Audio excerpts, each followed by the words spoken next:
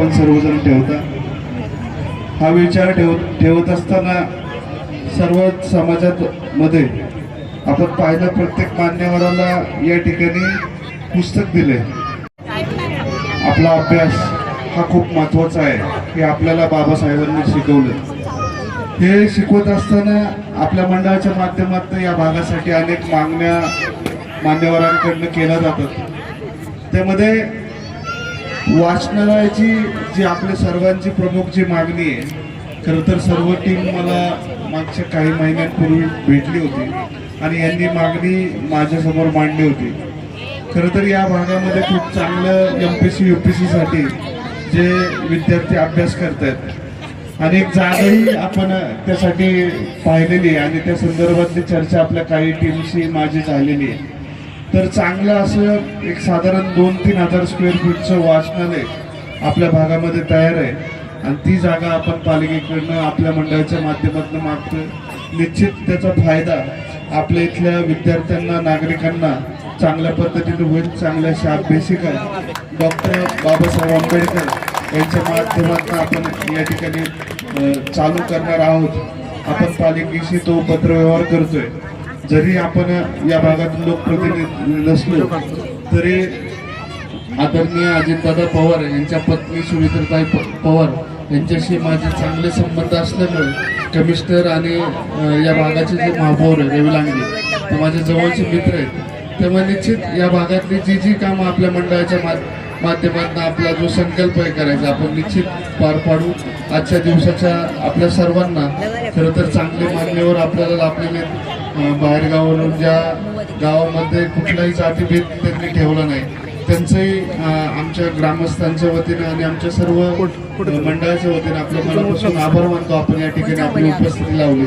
मी सर्वांना आजच्या दिवसाच्या मनापासून शुभेच्छा देतो आणि या ठिकाणी थांबतो। धन्यवाद। आपण या ठिकाणी मागच्या 4 वर्षापासून आपल्या ज्या परिसरामधल्या ज्या काही 50-60 सोसायटी आहेत त्या सोसायट्याच्या सदस्यांच्या माध्यमातून महात्मा फुले आणि डॉक्टर बाबासाहेब आंबेडकरांची संयुक्त जयंती साजरी करत असतो। आणि ह्या कार्यक्रमासाठी निलेश शेठ असतील, निखिल असतील, वसंतदादा असतील, वसंतभाऊ असतील यांचं कायमच आपल्याला सहकार्य आणि पाठबळ मिळालेलं आहे। इव्हन आता आपला जो काय वाचनालयाचा जो काही विषय आहे, वाचनालयाचा जो काही विषय आहे तो वसंतभाऊंनी ऑलरेडी लावून धरलेला आहे। त्या बाबतीतल्या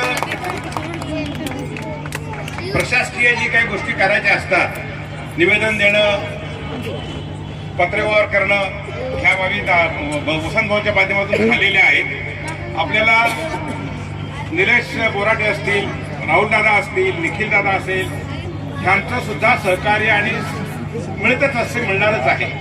परंतु याच वेळेला आम्हाला ही गोष्ट या ठिकाणी प्रकर्षानं सांगितली पाहिजे की आपल्या हे जी काय आपला विचार आहे, आपली जी काय प्रेरणा आहे त्या प्रेरणेसाठी जे काही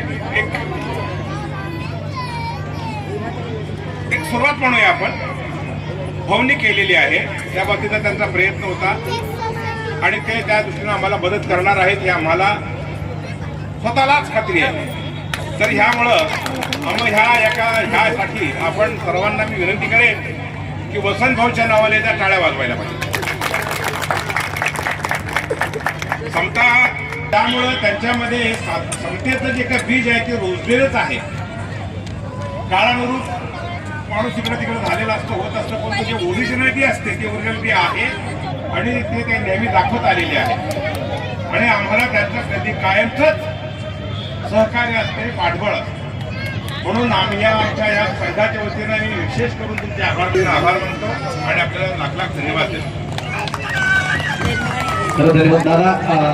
आपण बसायचंय घरात आपल्या सगळ्यातल्या या ठिकाणी मान्यवरांना मी विनंती करतो की त्यांनी यांचा सन्मान आमचे रामटेके साहेब करतील। बोंबले साहेब आणि रामटेके साहेबांना विनंती करतो की त्यांनी राहुल खांडेकर साहेब एक आंबेडकरी विचारवंत कार्यकर्ता यांचा सन्मान या ठिकाणी होत आहे। कॅमेऱ्यावर दादा.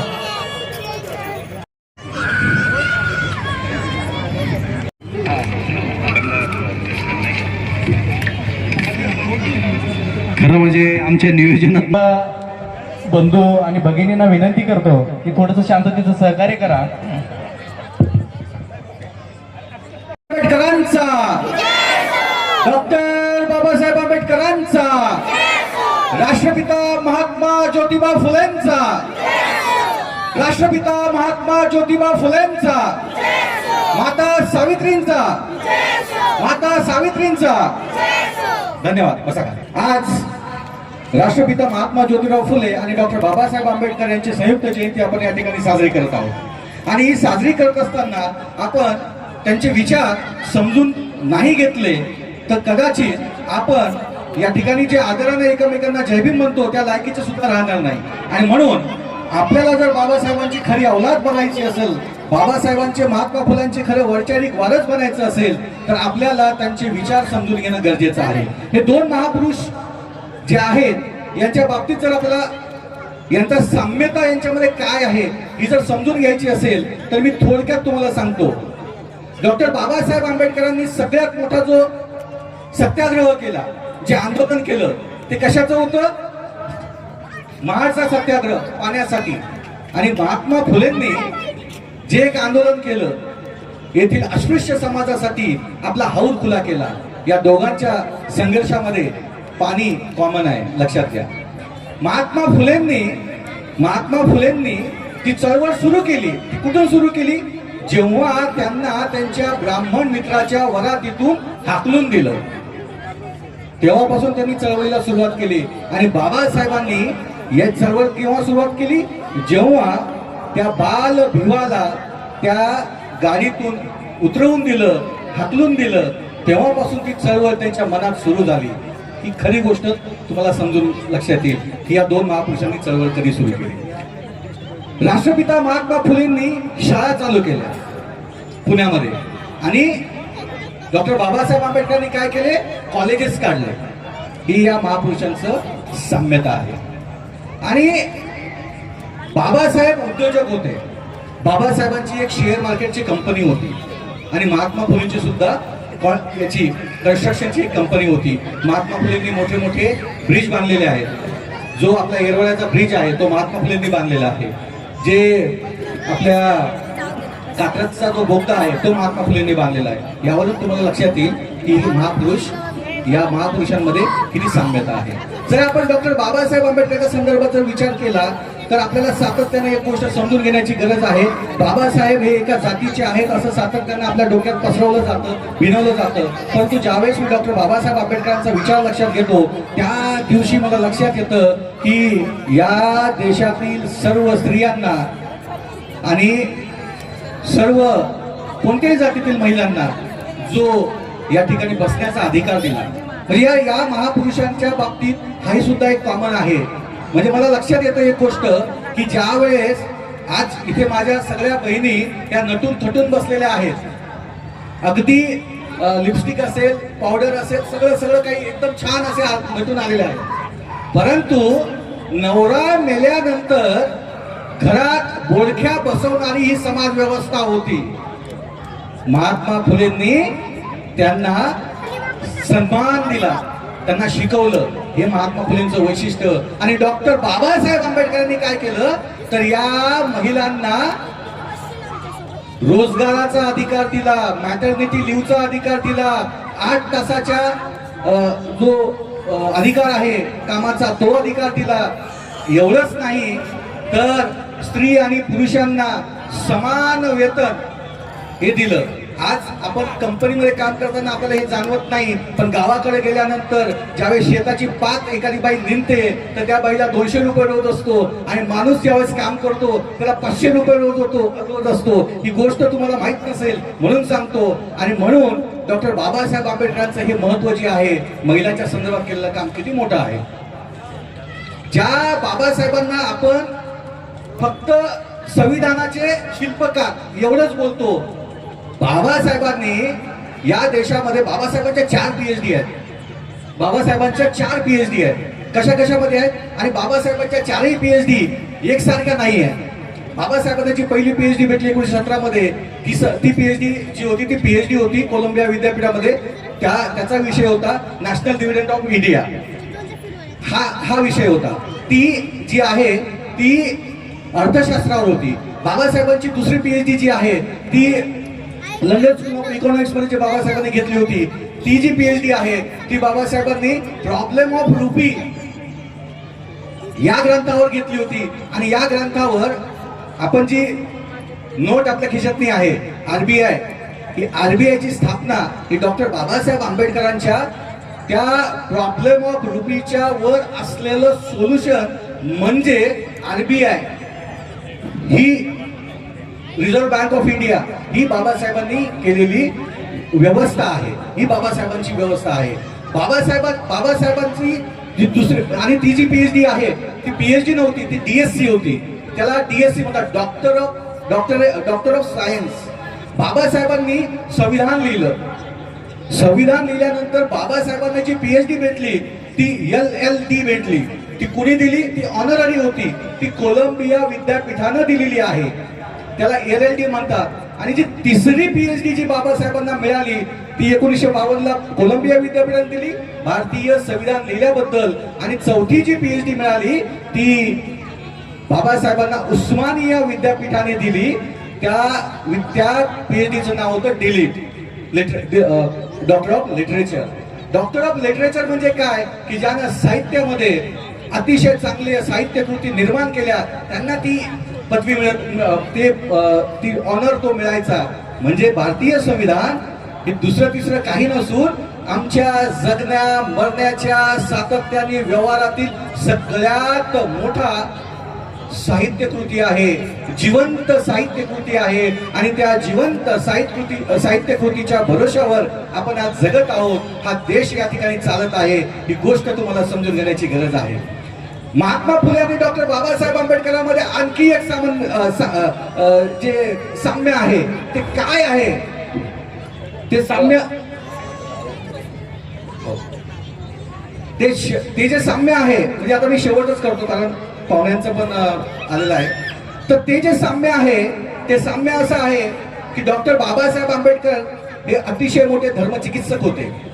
बाबासाहेबांना लहानपणी बुद्ध आणि धम्म दिला, बुद्धाचं चरित्र दिलं. ती कुणी दिलं? मराठा समाजाचे असलेले दादासाहेब केळुसकर यांनी. बाबासाहेबांनी अॅनिलेशन ऑफ कास्ट नावाचं ग्रंथ लिहिला. त्याच्यामध्ये जाती तोडण्याचा संदर्भ बाबासाहेबांनी त्याची मोमेंट सांगितली. आणि 1956 ला बाबासाहेबांनी धर्मांतर केलं. बुद्ध आणि त्यांचा धम्म आपल्याला दिला. बरोबर आहे की नाही? महात्मा फुलेंमध्ये सुद्धा हे साम्य आहे. त्यांनी सुद्धा इथल्या चिन्ह रूढी परंपरा वर्ण व्यवस्था नाकारणारा हा धर्म नाकारला आणि त्यांनी नवा धर्म आपल्याला दिला होता. तो धर्म म्हणजे काय होता? सार्वजनिक सत्य धर्म होता. अशा प्रकारे या दोन्ही महापुरुषांमध्ये असलेलं हे साम्य आहे.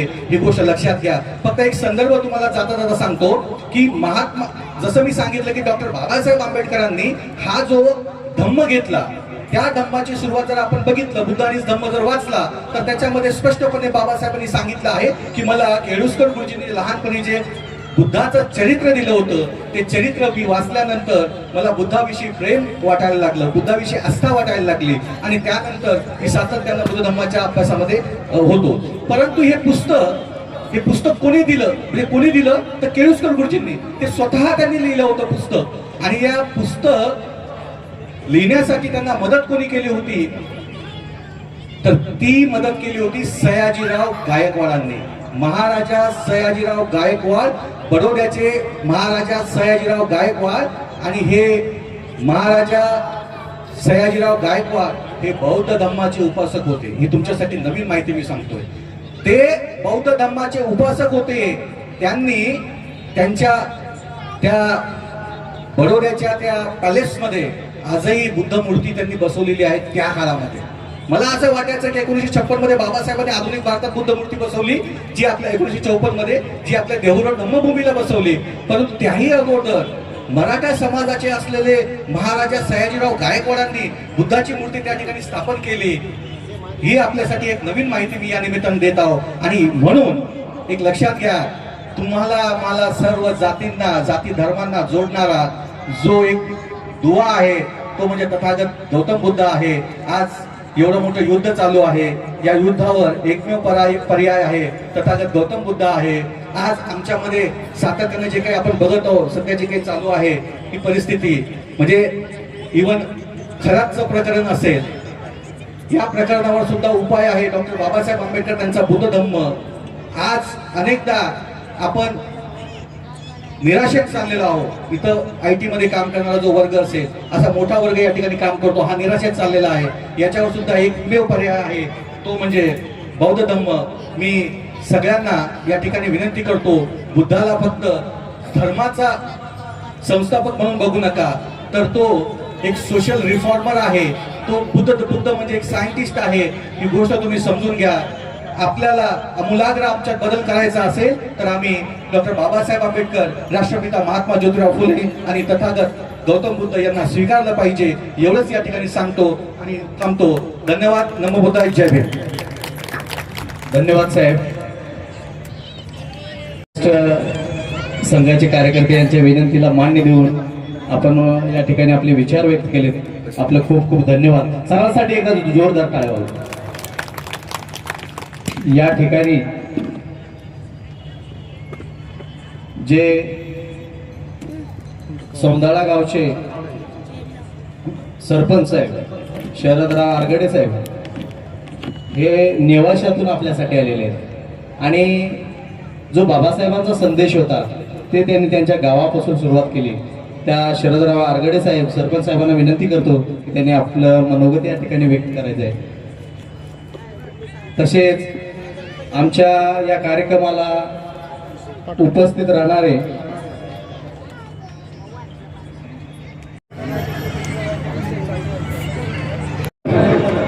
आणि हा पूर्ण रिव्हर पासून ते लक्ष्मी चौकापर्यंत आणि दरवर्षी एकमेव माणूस जो आहे आमचा आकाश कांबळे, हा एकमेव हा पूर्ण परिसर निराळ करत असतो आणि स्वतः तो इतका मेहनती आहे. त्यांचाही सन्मान या ठिकाणी आपण विनंती करतो. कांबळे साहेब, स्नेहलजी, खंडाळे साहेब,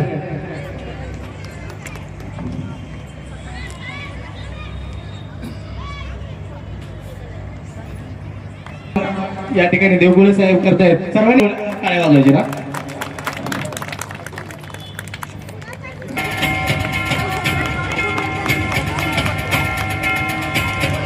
या पिंपरी कास्ट इन इंडिया आणि गुलामगिरी हे पुस्तक देऊन सावले साहेब सन्मान करतायत.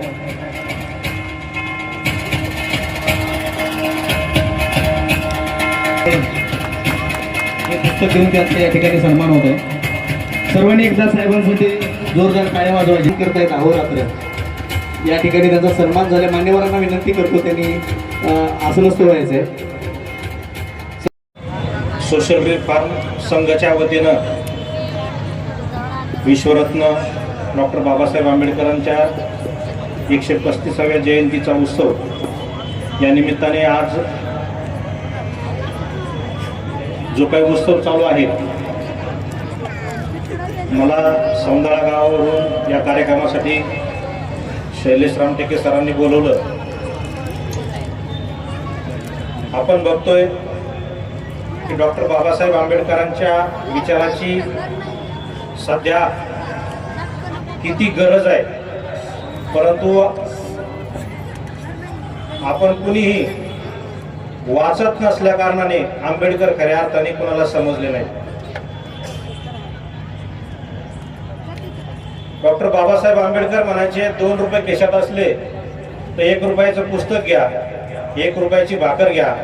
भाकर तुम्हाला जगवेल आणि कसं जगायचं हे पुस्तक शिकवेल.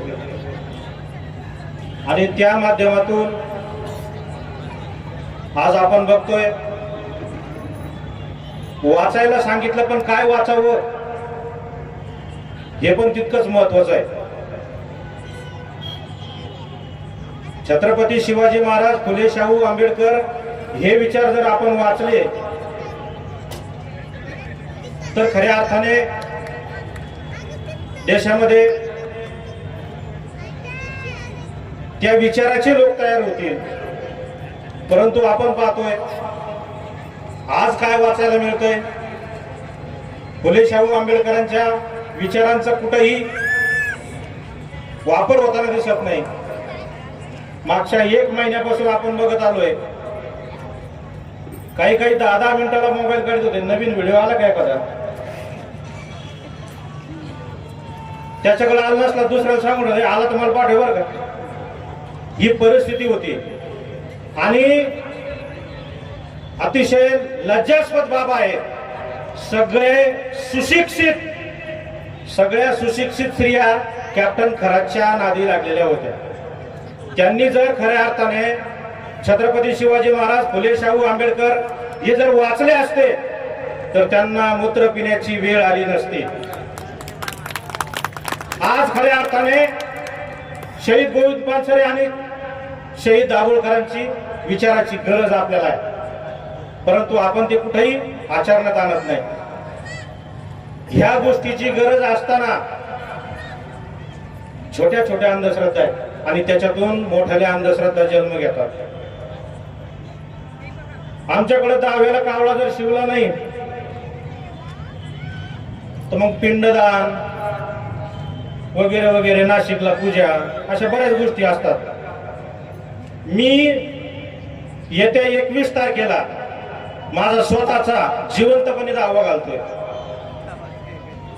मला त्याच्यातून हेच सांगायचंय, आपल्या आई बापाला जिवंतपणे खाऊ पिऊ घाला, जेवण करा, त्याला सेवा करा त्यांची. मेला म्हणजे गेला हो. नंतर कावळा शिवला काय नाही शिवला काय, कावळा येतो तो फक्त त्याला अन्न पाहिजे असतं, तो भुकेल्या पोटी तिथं येत असतो. तो तुमचा बापही नसतो, तो तुमचा आई पण नसतो. बरोबर आहे की नाही? परंतु आपण त्या पद्धतीने कधी विचार करणार आहे? बरं, कावळा शिवला तरी पितृदोष, नाही शिवला तरी पितृदोष. ह्या गोष्टी आपल्याला आता कुठंतरी बदलाव्या लागणार आहेत. मी सौंदाळा गावामध्ये जेव्हा वेगवेगळ्या पद्धतीने निर्णय घेण्याचा प्रयत्न केला, मला 100% ग्रामस्थांनी सहकार्य केलं. आणि मग या सगळ्या गोष्टी करत असताना नोव्हेंबर 2024 मध्ये भारतातली आमची पहिली ग्रामपंचायत अशी आहे, आई बहिणीवरून जर शिवी दिली तर 500 रुपये दंड.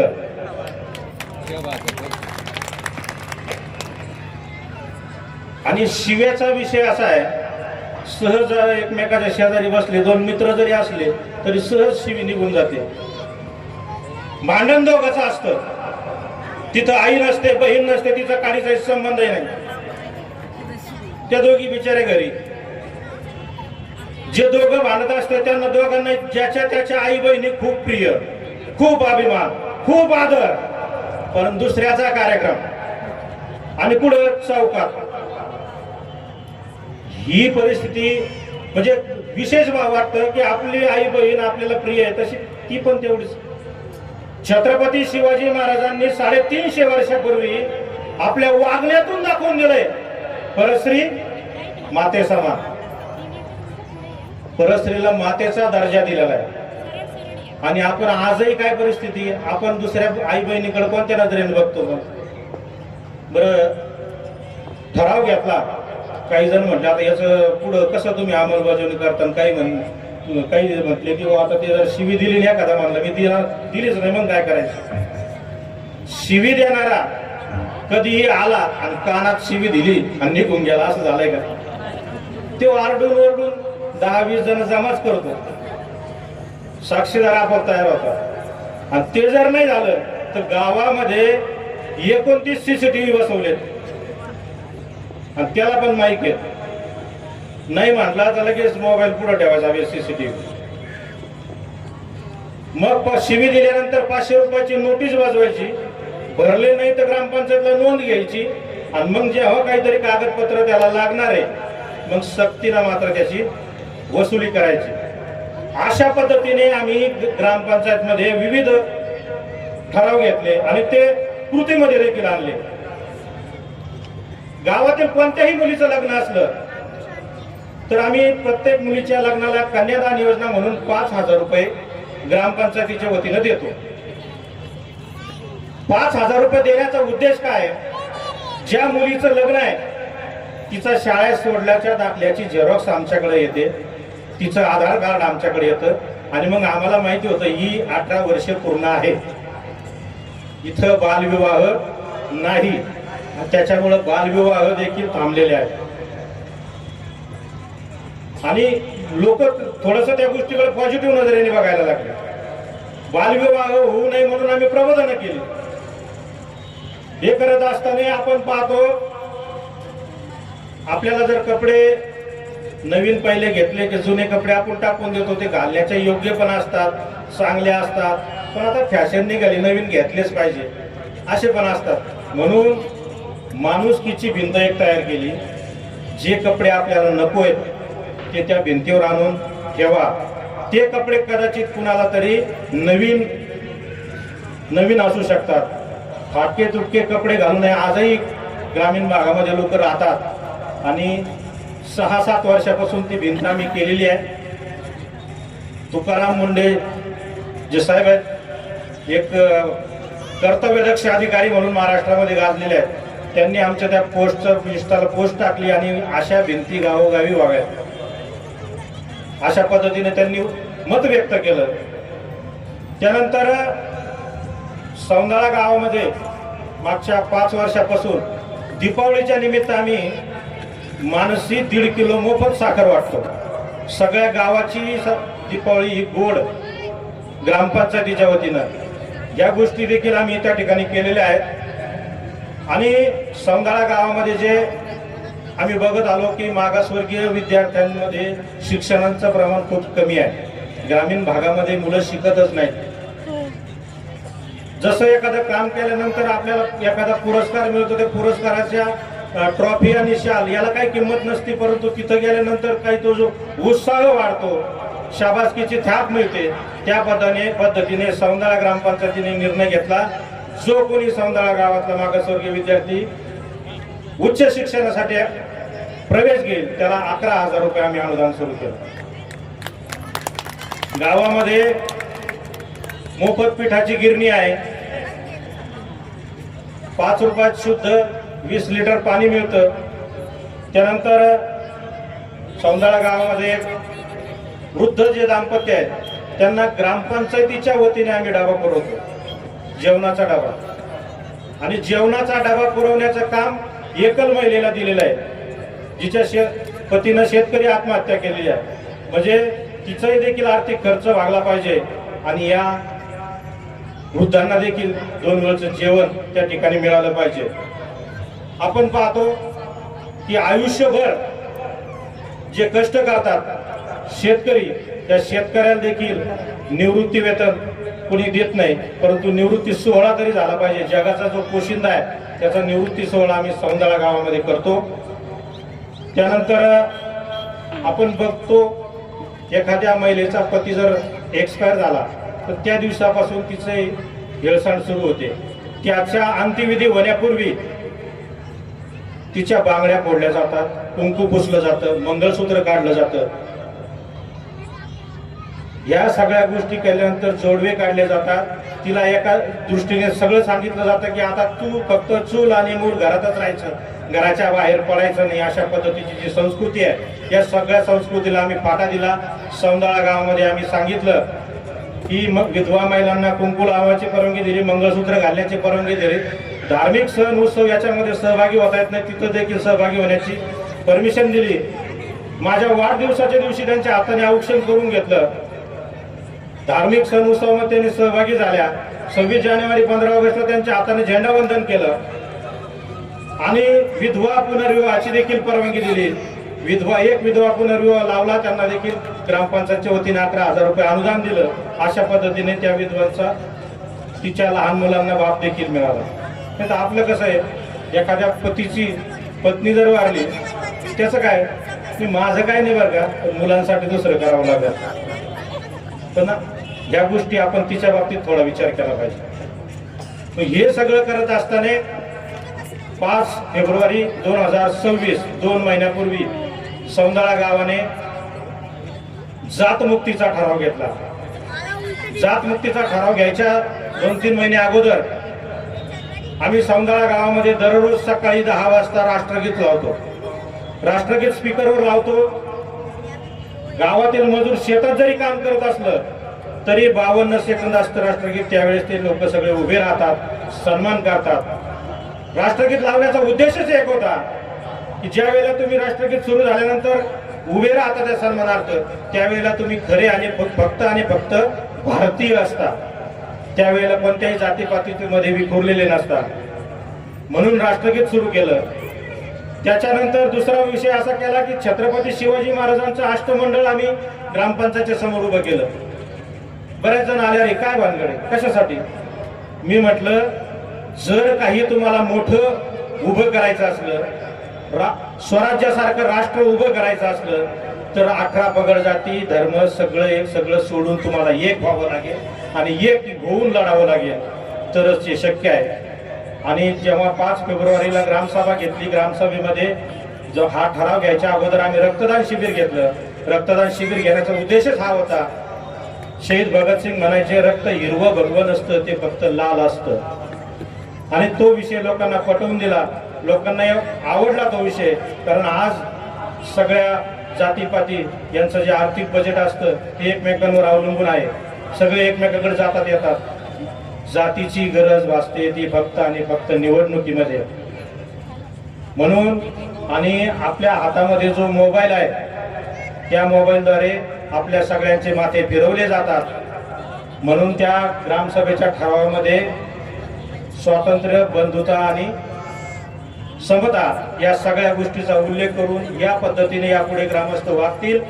आणि मोबाईलवर कुठल्याही पद्धतीने जातीय तेढ निर्माण होण्याची पोस्ट केली जाणार नाही. जर कोणी पोस्ट केली तर त्याला काय शिक्षा करायची याच्यासाठी स्वतंत्र ग्रामसभा घेण्यात येईल. पुढच्या ठेस मागचा शहाणा अशा पद्धतीने हा निर्णय घेतला. आणि तिथून पुढं सौंदाळा गाव खऱ्या अर्थाने भारताला माहिती झालं. भारतातली पहिली ग्रामपंचायत जातमुक्तचा जो निर्णय घेतला ती आमची ग्रामपंचायत ठरलेली आहे. आणि खऱ्या अर्थाने मला असं सांगायला आनंद होईल, भारतरत्न डॉक्टर बाबासाहेब आंबेडकरांच्या 135व्या जयंती निमित्त खरी जी आदरांजली आहे ती माझ्या सौंदाळा गावाने दिलेली आहे, जातमुक्त करून. असा निर्णय महाराष्ट्रातील इतर सगळ्या ग्रामपंचायतीने घ्यावा. त्याच्यासाठी तुमच्यासारख्या सुशिक्षित वर्गाने आता सहभाग घेतला पाहिजे. तुम्ही ज्यावेळेस तुमच्या गावाकडे जाणार आहात त्यावेळेस ग्रामसभेमध्ये हा विषय मांडा, असं मी आपल्या सर्वांना आवाहन करतो. आणि आयोजकाच्या म्हणण्यानुसार थांबतो. जय हिंद, जय महाराष्ट्र, जय भीम. धन्यवाद सर. हे प्रॅक्टिकल प्रकारे म्हणजे ज्यांनी प्रॅक्टिकल काम केलं आणि ग्रामपंचायती म्हणजे जो ठराव पास केले त्यांच्यासाठी एकदा जोरदार. याच्यासाठी हिंमत लागते आणि हिंमत ही बाबासाहेबांना आपल्याला संविधानाने दिलेली आहे. आणि संविधानात हे सगळं आहे, फक्त अंमलबजावणी करणारी लोक लागतात. आणि अंमलबजावणी करणारी लोक हे सौंदाळा गावचे सरपंच सारखे लोक जर असले तर भारत जातीमुक्त होण्यासाठी वेळ लागणार नाही. म्हणून खरं त्यांच्यासाठी परत एकदा टाळ्या वाजवा. कार्यक्रम खरं त्यांचं खूप ऐकायचं होतं, पण आपल्याकडे वेळ थोडासा कमी असल्याने कार्यक्रम खूप जास्त असल्यामुळं सरांची मी दिलगिरी व्यक्त करतो. आणि या कार्यक्रमाचे मुख्य प्रवक्ते आदरणीय उपायराजा यांना विनंती करतो की या ठिकाणी आपलं त्यांनी प्रवचन द्यावं. 4:30 वाजता झोपलं आणि 5:30 वाजता तर मी तिथून पुढं दिवसभर बसले तिथं ऑफिसमध्ये काहीच काम नाही. सर्व जाते मला. जय भीम, जय भीम, जय भीम. अजून काही भूक लागली नाही त्यामुळे 1 तास बोलायला काहीच हरकत नाही. तर संपूर्ण विश्वाला शांतीचा संदेश देणारे तथागत भगवान गौतम बुद्ध, जातीमुक्तीचा जो लढा आहे ज्यांनी सुरू केला ते परमपूज्य डॉक्टर बाबासाहेब आंबेडकर. आणि खऱ्या अर्थानं रयतेचं राज्य ज्यांनी स्थापन केलं ते छत्रपती शिवाजी महाराज. आणि ज्यांनी राष्ट्र ही संकल्पना जी आहे ती अस्तित्वात आणली ते क्रांतीबा ज्योतिराव फुले. या सर्व महापुरुषांना सर्वप्रथम वंदन करतो. खरंच म्हणजे आजचा अतिशय सुंदर हा सोहळा या ठिकाणी जो संपन्न होत आहे आणि त्याचे जे काही खऱ्या अर्थानं ज्यांनी कष्ट घेतलेले आहे, ज्यांनी हे आयोजन केलेलं आहे, ते बुद्धिस्ट सोशल रिफॉर्म संघ या संघाचे सर्व पदाधिकारी, खरं त्यांच्यासाठी जोरदार आपण टाळ्या वाजवूया, कारण अतिशय सुंदर कार्यक्रमाचं त्यांनी आयोजन केलेलं आहे. उपस्थित बंधू आणि भगिनींनो, परमपूज्य डॉक्टर बाबासाहेब आंबेडकरांची 135वी जयंती फक्त भारतातच नाही तर संपूर्ण अर्ध्यापेक्षा जास्त जगामध्ये ही साजरी होत आहे मोठ्या उत्साहाने. खरं तर माझ्या या व्याख्यानाचा किंवा प्रवचनाचा जो विषय आहे तो आहे राष्ट्र निर्माते डॉक्टर बाबासाहेब आंबेडकर. परंतु माझ्या प्रवचनाला लागणारा वेळ आणि आपली क्षमता हे जर पाहता मी थोडंसं ते खिशात ठेवणं जास्त पसंत करतो, कारण आपल्या सगळ्यांचं लक्ष जे आहे इकडे समोर लागलेलं आहे. आणि म्हणून तुम्हाला जास्त वेळ न ठेवता एकदा धर्मपाल, आपल्याला माहीत असते की श्रीलंकेचे एक धर्मपाल होते आणि ते भारतात आले होते आणि अतिशय विद्वान माणूस होता. जे महाबोधी मंदिर आहे किंवा महाबोधी विहार आहे बुद्धगयेचं, पहिल्यांदा ते म्हणजे मुक्त करण्याकरता त्यांनी लढा उभारला होता. आणि त्यांच्याकडे काही तरुण आले आणि त्या तरुणांनी सांगितलं की मला तुमच्याशी धम्मचर्चा करायची आहे. त्यांनी काय केलं की ते तरुण बसले होते, त्यांच्या टेबलवर 2 सरबताचे ग्लास आणून ठेवले आणि मग बराच वेळ होतो पण ते काही चर्चा करत नाही. आणि मग शेवटी राहून ते म्हणतात की सर, आम्हाला तुमच्याशी धम्मचर्चा करायची आहे. तर त्यांनी सांगितलं हे सरबत गोड आहे का धम्मचर्चा गोड आहे? तर ते म्हणले सरबत गोड आहे. तसंच माझं प्रवचन गोड आहे का जेवण गोड आहे? जरा उत्तर द्या, काय गोड आहे? मी खरे बाबासाहेबांचे आम्ही आहात आणि त्यामुळे तुम्हाला प्रवचन गोड वाटतंय. तर ही वैचारिक क्रांतीची चळवळ आहे. मगाशी प्रास्ताविकामध्ये खरं तर ते जे सांगत होते की महात्मा फुले, छत्रपती शिवाजी महाराज, भगवान बुद्ध आणि बाबासाहेब आंबेडकर यांचं काय नातं आहे? यांचं नातं जर आपण पाहिलं तर पहिलं जे बंड केलं, पहिला जो विद्रोह केला तो तथागत भगवान गौतम बुद्धाने प्रस्थापित जी व्यवस्था होती. बंधू आणि भगिनींनो, या देशामध्ये 2 संस्कृतीचा संघर्ष आहे. एक समर संस्कृती आहे आणि एक ब्राह्मण संस्कृती आहे. आता इथं कोणी जात म्हणून ब्राह्मण किंवा धर्म म्हणून ब्राह्मण आपण घ्यायचं नाही, परंतु जे सत्याला, समतेला, बंधुतेला विरोध करतात आणि ते ब्राह्मण्याने ग्रासलेले आहेत असे लोक. कारण तथागत बुद्धाने जे बंड केलं, जो विद्रोह केला आणि जो बुद्ध धर्म स्थापन केला, त्या धर्माला वाढवण्यासाठी, त्याला संपूर्ण आशिया खंडामध्ये पोहोचवण्यासाठी ज्यांनी कोणी योगदान दिले आहे त्यामध्ये ब्राह्मणांची संख्या फार मोठी आहे. त्यामुळे आपण या देशामध्ये जी जाती व्यवस्था होती आणि जाती व्यवस्थेचे काही दुर्गुण आहेत. ते दुर्गुण असे आहे की ही जाती व्यवस्था कधीही एकसंघ होऊ देत नाही. ती नेहमी माणसात भेद, विभाजन ही करत असते. आणि आपल्याला पाहायला मिळते की जवळजवळ 600च्या वर जाती भारतामध्ये आपल्याला निर्माण झालेल्या पाहायला मिळतात. खरं तर हा फार मोठा इतिहास आहे. तिकडं न जाता मला फक्त तुम्हाला हे सांगायचं आहे की ह्या महापुरुषांची जी काही नातं आहे ते नातं एका विचाराचं नातं आहे. तो कोणता विचार आहे? तो समतेचा विचार आहे की जो भगवान बुद्धांनी दिला, जो मानवतेचा विचार आहे की जो भगवान बुद्धांनी दिला, जो प्रेमाचा, मैत्रीचा विचार आहे की जो भगवान बुद्धांनी दिला.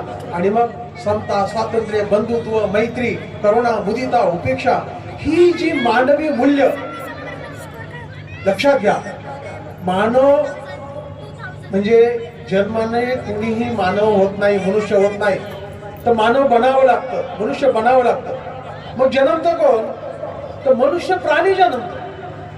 आणि मनुष्य प्राण्यापासून तर मनुष्यापर्यंतचा जो प्रवास आहे तो करण्यासाठी जी शिकवण लागते ती बुद्धाने दिली. म्हणजे बुद्धाकडे जाणं म्हणजे माणूसकडे जाणं, बुद्धाकडे जाणं म्हणजे मानवतेकडे जाणं. आणि हा मानवतेकडे जाण्याचा जो उद्देश आहे किंवा जे शिकवण आहे किंवा जो मार्ग आहे तो परमपूज्य डॉक्टर बाबासाहेबांनी दिला. हाच मार्ग छत्रपती शिवरायांनी मार्ग अवलंबलेला आहे. परिस्थिती तीच आहे हो. 2600 वर्षापूर्वी तथागत बुद्धांच्या काळामध्ये जी परिस्थिती होती तीच परिस्थिती वेगळ्या प्रकारे छत्रपती शिवरायांच्या काळात होती. तीच परिस्थिती महात्मा फुलेंच्या काळात होती आणि तीच परिस्थिती परमपूज्य डॉक्टर बाबासाहेबांच्या काळात होती आणि तीच परिस्थिती आज नव्या स्वरूपामध्ये. कधी कधी आपण म्हणतो जाती तर कुठे आता, जाती तर त्या स्वरूपात नाही, नव्या स्वरूपात वेगळ्या स्वरूपात जाती तर आता निर्माण झालेली आहे आणि ती विद्यमान आहे, ती वाढत आहे. आणि मग अशा पद्धतीने आपल्याला या छोट्याशा प्रसंगामध्ये एक समजून घेतलं पाहिजे की ह्या महापुरुषांचं नातं एक आहे. म्हणजे दोन गट आहे, एक असत्याकडे जाणारा, एक सत्याकडे जाणारा, एक कष्टाचं खाणारा आणि एक म्हणजे फुकटचं खाणारा, बिन कष्टाचं खाणारा. असे हे दोन सरळ सरळ भाग आहे. आणि मग जो फुकटचं खातो, कुठलेही कष्ट न करता खातो, त्याला आधार काय, त्याचं भांडवल काय, तर त्याचं भांडवल दुसरं तिसरं काही नसून अंधश्रद्धा, कर्मकांड आणि त्याला गोंडस नाव दिलंय धर्म. त्याला गोंडस नाव का दिलेलं आहे, धर्म. आणि या धर्माच्या नावाखाली आज सुशिक्षित लोकांची सुद्धा फसवणूक होते आहे, पिळवणूक होत आहे, त्यांना अंधश्रद्धेत लोटलं जात आहे. आणि मगाशीच आपल्या सोनाळे गावच्या सरपंचाने सांगितलं की अतिशय सुशिक्षित स्त्रिया सुद्धा अशा अंधश्रद्धेला बळी पडतात किंवा सुशिक्षित लोक जास्त या मार्गाकडे बुवा बाबांकडे जात असतात. आणि म्हणून या जयंतीच्या निमित्तानं आपण या महापुरुषांचे विचार समजून घेतले पाहिजे. बंधूंनो, विद्वान सर्वत्र पूजिते असं म्हणतात, पण भारतात नाही. काय म्हणतात की विद्वानांची सर्वत्र पूजा केली जाते, पण ती भारतात नाही. कारण या देशातील जे धर्मग्रंथ आहेत त्या धर्मग्रंथामध्ये अशी सुभाषित आहेत, सुंदर सुंदर वचनं आहेत, पण ती फक्त पुस्तकात आहे, ती कधी व्यवहारात येत नाही. मुंगीला साखर घालणारी ही संस्कृती माणसासारख्या माणसाला पाण्या वाचून तडफडायला लावते. मातेला देवी मानणारी ही संस्कृती मंदिरात, भर चौकात, कुठेही तिच्यावर बलात्कार करून तिची विटंबना करते. बंधूंनो, फक्त ही संस्कृतीचे आणि तिच्या मोठेपणाचे ढोल बनवणारे जे लोक जे आहेत ना, ते दांभिक आहेत. आणि या दांभिकतेला छेद देण्यासाठी, या दांभिकतेविरुद्ध विद्रोह करण्यासाठी भगवान बुद्धाने क्रांती केलेली आहे, बाबासाहेबांनी क्रांती केलेली आहे, छत्रपतींनी क्रांती केलेली आहे. असं यांचं नातं आहे. समतेचं, बंधुत्वताचं आणि मानवतेचं नातं या महापुरुषांमध्ये आपल्याला पाहायला मिळतं. आणि म्हणून आता आपण बाबासाहेबांच्या जयंतीकडे येऊ. तर बाबासाहेबांची जयंती फक्त ते दलितांचे उद्धारक होते म्हणून नाही, बाबासाहेब घटनेचे शिल्पकार होते म्हणून नाही, तर बाबासाहेब हे व्यक्ती नाही, हे प्रतीक आहे. कशाचं प्रतीक आहे? अन्यायाविरुद्ध बंड करण्याचं ते प्रतीक आहे. माणसात बंधुत्व निर्माण करण्याची शिकवण देणारं ते प्रतीक आहे. अन्यायाविरुद्ध क्रांती करण्याचा विचाराचं ते प्रतीक आहे. आणि म्हणून सगळ्याच वक्त्यांनी सांगितलं की बाबासाहेबांची जयंती जगात साजरी होते. तर जगामध्ये, जगाच्या पाठीवर जिथं जिथं कुठं अन्याय होतो, जिथं जिथं कुठे शोषण होतं, अशा सर्व ठिकाणी बाबासाहेबांचा विचार त्या शोषणाविरुद्ध लढण्याचं बळ देतो, लढण्यासाठी त्या लोकांना प्रेरणा देत असतो. आणि म्हणून बाबासाहेबांची जयंती जगभर साजरी केली जाते. आणि म्हणून आज या जयंतीच्या निमित्तानं माझा खरंच विषय खूप चांगला होता. मला 4 मुद्द्यांमध्ये तो तुमच्याकडं मांडायचा होता, परंतु वेळेअभावी मी ते काय मांडणार नाही. परंतु ते मुद्दे मात्र थोडेसे तुम्हाला सांगण्याचा प्रयत्न करतो. तर तो पहिला मुद्दा जो माझा होता तो अस्पृश्यांचा उद्धार. बाबासाहेब हे राष्ट्रपुरुष होते, तर हे कसे? तर महात्मा फुलेंनी राष्ट्रवादाची संकल्पना जी काही विशद केलेली आहे, ते काय म्हणतात, एखाद्या राष्ट्राला भूभाग, शासन किंवा बाकीची काही यंत्रणा राष्ट्राला म्हणून लागते, एक ध्वज लागतो, एक घटना लागते, एवढं झालं म्हणजे राष्ट्र अस्तित्वात येतो असं नाही. तर राष्ट्र होण्यासाठी एकतेची भावना, समावेशकतेची भावना समतेची भावना असावी लागते. आणि भारत जो आहे, भारत जे राष्ट्र आहे ते 1947 पर्यंत कधीही राष्ट्र या संकल्पनेला पात्र नव्हतं. कारण वेगवेगळ्या जातीमध्ये, वेगवेगळ्या धर्मामध्ये, वेगवेगळ्या प्रांतामध्ये, वेगवेगळ्या संस्कृतीमध्ये, वेगवेगळ्या भाषेमध्ये हे विभागलेलं होतं. आणि म्हणजे असं विभागलेलं जे राष्ट्र आहे ते कधी राष्ट्र या संकल्पनेला म्हणजे उचित असं नसतं. दुसरा जो माझा मुद्दा होता तो भारत निर्माण. आता महात्मा फुलेंनी राष्ट्राची संकल्पना मांडली, बाबासाहेबांनी राष्ट्राची संकल्पना मांडली. महात्मा फुले ज्या काळात होते, बाबासाहेब ज्या काळामध्ये होते, तो काळ असा होता, पारतंत्र्याचा काळ होता. ब्रिटिशांची इथं सत्ता होती. दोघांनाही वाटत होतं की ब्रिटिशांनी इथून निघून जावं, ब्रिटिशांविरुद्ध लढा उभारून हा देश स्वतंत्र व्हावा. परंतु बंधूंनो, लक्षात घ्या, काही लोक म्हणतात की या महापुरुषांचं, आजही महात्मा फुलेंबद्दल लोकांच्या अतिशय गैरसमज आहे की ते इंग्रजांचे हस्तक होते. बाबासाहेबांबद्दल तसंच बोललं जातं. परंतु लक्षात घ्या की त्या काळामध्ये हा देश इंग्रजांचा गुलाम होता. परंतु या इंग्रजांच्या गुलामांचे आम्ही गुलाम होतो. आम्ही कोण होतो? संपूर्ण देश इंग्रजांचा गुलाम होता, परंतु या इंग्रजांच्या गुलामांचे आम्ही गुलाम होतो. म्हणजे गुलामांचे गुलाम आम्ही होतो. मग आपली काय अवस्था होती? जे फक्त एकाचेच गुलाम होतं त्यांची अशी अवस्था होती, तर आम्ही तर दोघांचे गुलाम होतो, आमची काय अवस्था होती? आणि मग अशा या अवस्थेमधून बंड करण्यासाठी या लोकांनी, बाबासाहेबांनी किंवा महात्मा फुलेंनी जी काही चळवळ निर्माण केलेली आहे ती स्वातंत्र्याची चळवळ होती. देशाला स्वातंत्र्य मिळणं म्हणजे केवळ इथल्या दर्या, डोंगर, माती आणि हा प्रदेश आहे याला स्वातंत्र्य मिळणं नाही. देशाला स्वातंत्र्य मिळणं म्हणजे परक्यांची सत्ता जाऊन स्वकीयांच्या हातामध्ये सत्ता देणं नव्हे, तर खऱ्या अर्थानं त्या जनतेचं, त्या नागरिकांचं मानसिक स्वातंत्र्य जोपर्यंत त्यांना मिळत नाही त्यापर्यंत तो देश स्वतंत्र होत नाही.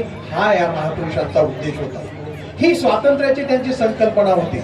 बघा, स्वातंत्र्याच्या 75 वर्षानंतर सुद्धा आपण मानसिक गुलाम आहोत. रूढी परंपरेचे आपण गुलाम आहोत, धर्माचे आपण गुलाम आहोत, वेगवेगळ्या खुलसट भावनांचे आपण गुलाम आहोत, अंधश्रद्धेचे आपण गुलाम आहोत. आणि मग कोणत्या तोंडाने म्हणतो की आम्ही स्वातंत्र्य भारताचे नागरिक आहोत? तर बाबासाहेबांना आणि महात्मा फुले यांना अभिप्रेत असलेले स्वातंत्र्य हे मनाचं स्वातंत्र्य होतं. आणि म्हणून बाबासाहेब म्हणतात की ज्याचं मनाचं स्वातंत्र्य ज्याला नाही तो खऱ्या अर्थानं स्वतंत्र नाही. तर अशा पद्धतीचं स्वातंत्र्याचा त्यांचा अर्थ होता.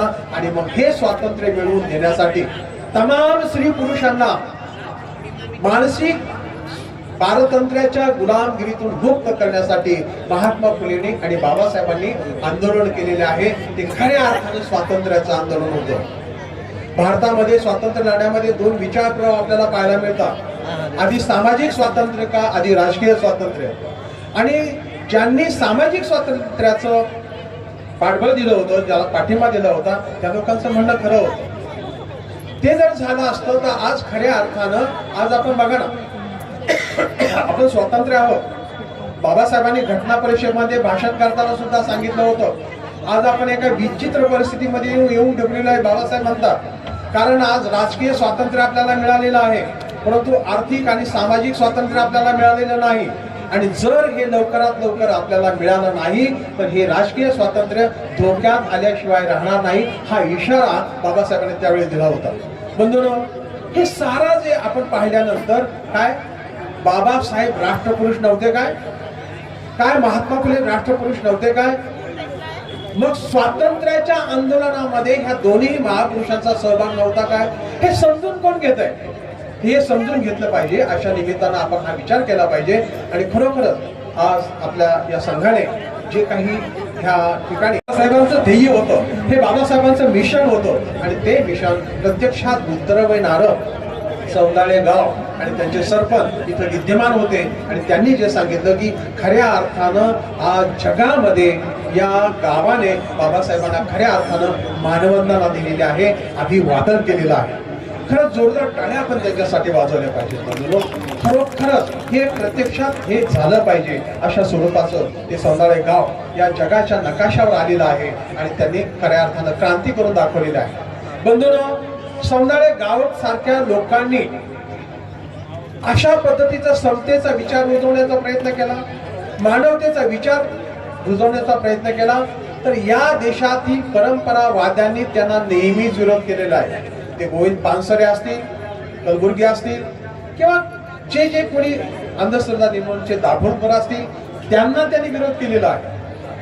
एवढंच नव्हे तर आपण ज्या भागात राहतो, ज्ञानेश्वर आणि तुकारामाच्या, संत ज्ञानेश्वरांना ह्याच मंडळीने विरोध केलेला आहे, संत तुकारामांना ह्याच मंडळीने विरोध केलेला आहे. आणि जेव्हा हे सगळं नाकारतात, झिडकारतात आणि रयतेचे राज्य स्थापन करण्याचा विचार बोलून दाखवतात, नव्हे कृतीत आणतात, त्या छत्रपती शिवरायांना सुद्धा ह्याच प्रवृत्तीच्या लोकांनी विरोध केलेला आहे. आणि त्याला सगळे आपण का पाठिंबा देतो, का बोलतो, त्याला धर्माचा आधार दिला जातो. छत्रपतींनी धर्माचं राज्य नाही स्थापन केलं. छत्रपतींचा लढा हा धर्मयुद्ध नव्हतं. छत्रपतींचं युद्ध हे परकीय जे काही सत्ता आहे, परकीय सत्ता आहे, राज्य सत्ता आहे, त्याच्या विरुद्ध लढा होता. तो मुस्लिम हिंदू लढा नव्हता. हे आपल्याला समजून घेतलं पाहिजे. आणि मग हे जोपर्यंत समजून नाही घेतलं तर हिंदू मुसलमान दंगे होतात, हिंदू मुसलमानांची माथी भडकवली जातात. मग कधी कधी मग ते वेगवेगळ्या पद्धतीने लोकांना भडकवण्याचा प्रयत्न करत असतात. बंधूंनो, हे विचार जे आहेत अशा जयंतीच्या निमित्तानं आपण समजून घेण्याचा प्रयत्न केला पाहिजे. पुढे जर आपण पाहिलं तर खऱ्या अर्थानं आज या ठिकाणी जी जयंती साजरी होते तिचे जे स्वरूप आहे, हे स्वरूप जे आहे हे विचाराच्या आनंदाचं स्वरूप आहे. या भीमाच्या लेकीने इथे लेझिम खेळलं, भीमाच्या लेकीने इथे इंग्लिश मधून भाषणं केली, भीमाच्या नातवांनी आणि त्यांच्या मुलांनी जो काही ड्रेस इथं घातला होता, या मंडळाचे सगळे कार्यकर्ते त्यांचं खूप मी अभिनंदन करतो की अतिशय चांगल्या पद्धतीचं त्यांनी वेशभूषा केली होती. आणि अशा या वेशभूषेमध्ये, अशा या सुंदर नियोजनामध्ये त्यांनी बाबासाहेबांची जयंती साजरी केली. बंधूंनो, हे सारं जे आहे ह्या नावातच दडलेलं आहे. या दी बुद्धिस्ट सोसायटी रिफॉर्म संघ हा खऱ्या अर्थानं नावाप्रमाणे कार्य करणारा संघ आहे. आणि म्हणून या कार्यकर्त्यांना खूप खूप धन्यवाद दिले पाहिजे. खऱ्या अर्थानं वेळ खूप झालेला आहे.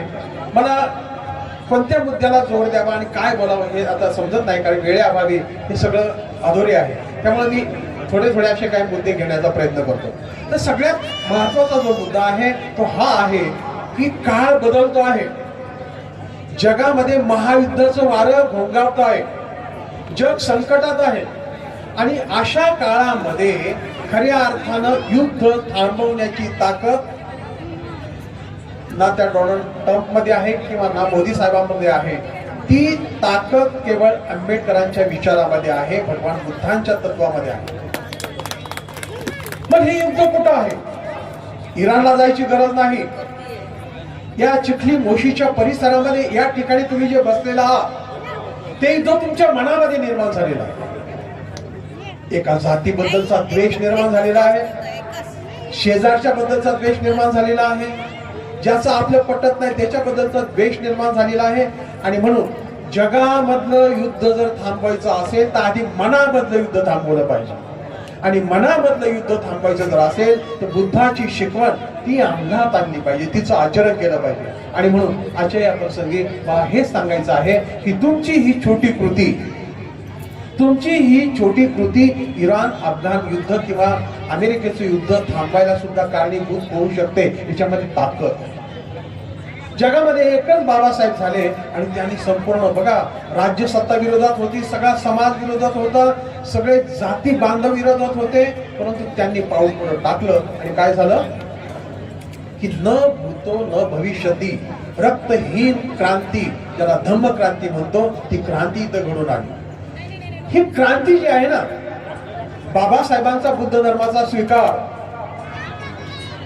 सोंदाळे गावच्या सरपंचांना पुन्हा एकदा विनंती करतो की साहेब, हे जे भगवान बुद्ध जे आहेत ना, हे गायकवाड कांबळे जगतापांनी डोक्यावर घेण्याची गोष्ट नाही.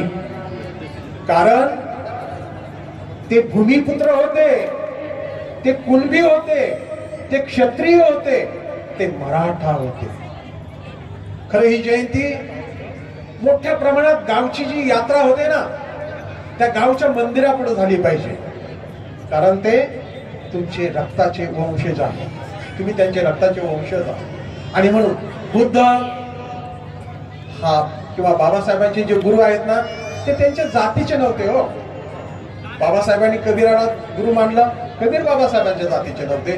बाबासाहेबांनी महात्मा फुलेंना गुरु मानलं, महात्मा फुले बाबासाहेबांच्या जातीचे नव्हते. आणि बाबासाहेबांनी भगवान बुद्धांना गुरु मानलं, बुद्धही गुरु जे काय आहे बाबासाहेबांच्या जातीचं नव्हतं. तुम्हाला माणूस जर घडायचं, मगाशी मी जे सूत्र सांगितलं, तर मनुष्य प्राण्यापासून तर मनुष्य बनण्यापर्यंतचा जो प्रवास आहे तो कसा करायचा हे बुद्ध सांगतात.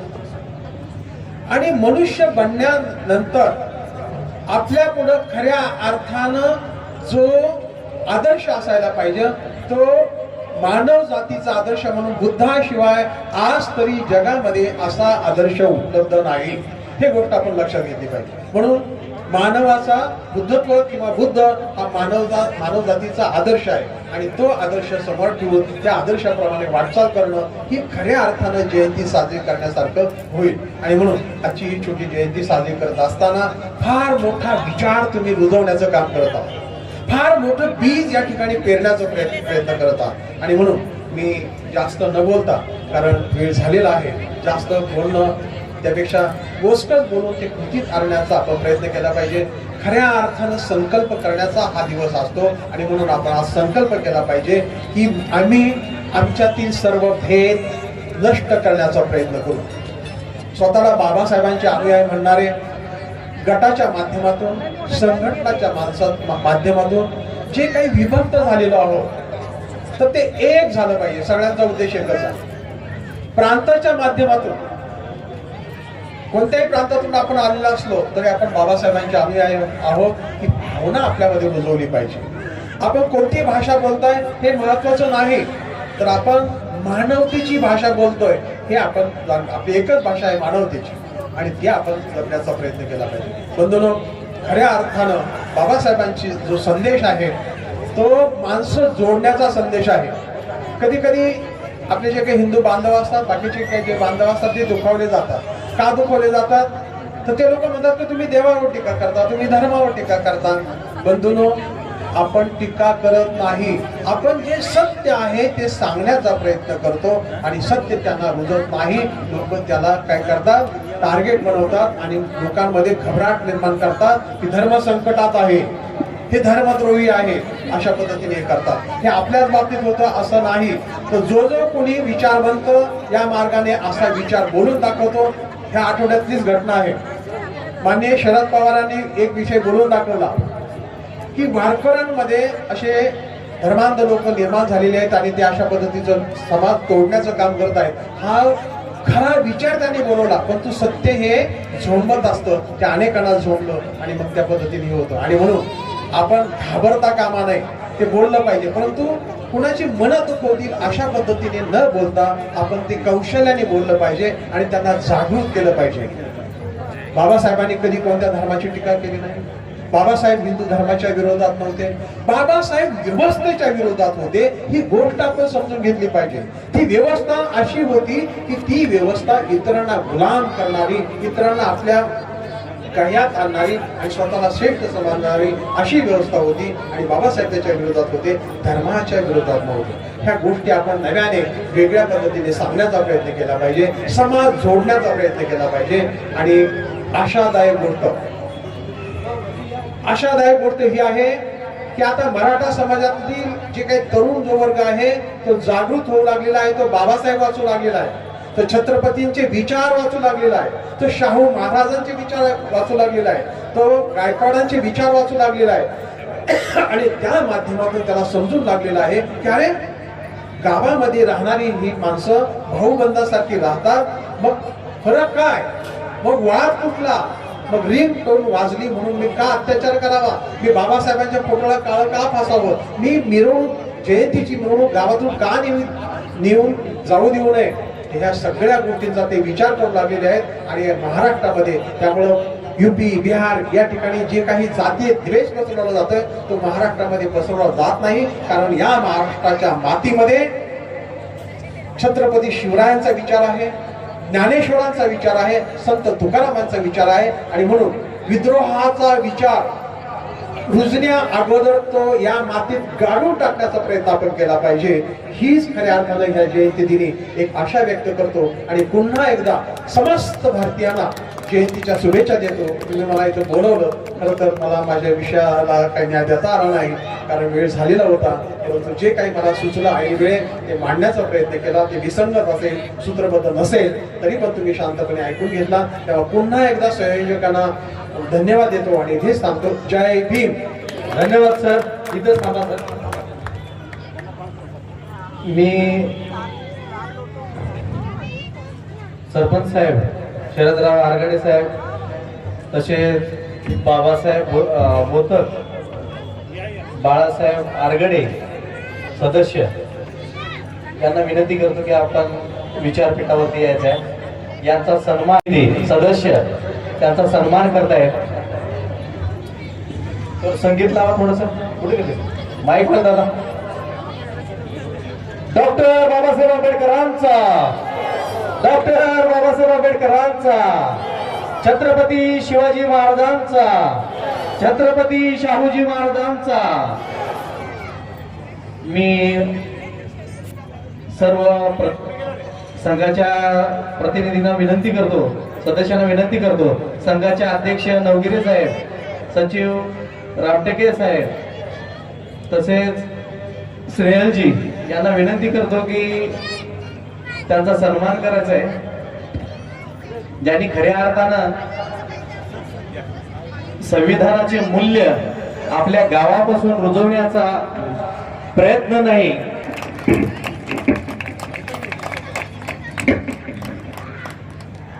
की हे 5 लोक आहेत असं आपण समजूया. सन्मान करणार आहोत, सन्मान करत आहोत. यांच्या वतीनं सौंदर्य गावचे सरपंच माननीय शरदराव आरगडे पाटील, त्यासोबत आम्ही आलेले 2 ग्रामपंचायत सदस्य, आपण येथे बोलून आमचा जो सन्मान केला, तर मी आमच्या ग्रामपंचायतच्या वतीने, आमच्या ग्रामस्थांच्या वतीने आपले सर्वांचे आभार मानतो आणि आपली रजा घेतो. धन्यवाद साहेब. प्रकारचा कार्यक्रम आजच्या आभार प्रदर्शनाची गोड कार्यक्रमाची सांगता याची जबाबदारी मी आनंदाने स्वीकारत आहे आणि आभार प्रदर्शनाला सुरुवात करत आहे. विचारांच्या मशाली हातात घेऊन तळपत्या सूर्याचा वारसा सांगणाऱ्या मान्यवराचे मी इथे आभार व्यक्त करते. सामर्थ्य देणाऱ्या त्यांचा एक सन्मान करताना एक फोटो दाखव मला. आभार व्यक्त करते.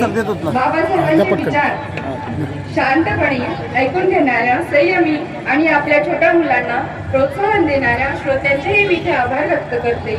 कार्यक्रमाच्या वेळेपर्यंत सर्व काही सुयोग्यपणे जुळवून आणणाऱ्या आयोगाच्या युक्तीचेही मी इथे आभार व्यक्त करते आणि उत्तम उदात्त विचारांनी प्रेरित असे कार्यक्रम घडून आणणाऱ्या आयोजकांच्या इच्छाशक्तीचेही मी आभार व्यक्त करते. वेळ, पैसा, परिश्रम खर्च करून कार्यक्रमाच्या यशासाठी झटलेल्या प्रत्येक व्यक्तीचेही मी इथे आभार करते आणि कार्यक्रम संपवण्याचे जाहीर करते. जय भीम.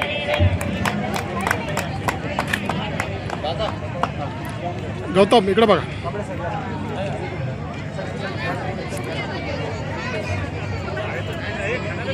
फक्त तुमचा चेहरा. हा बस बस बस बस बस बस. हो सर.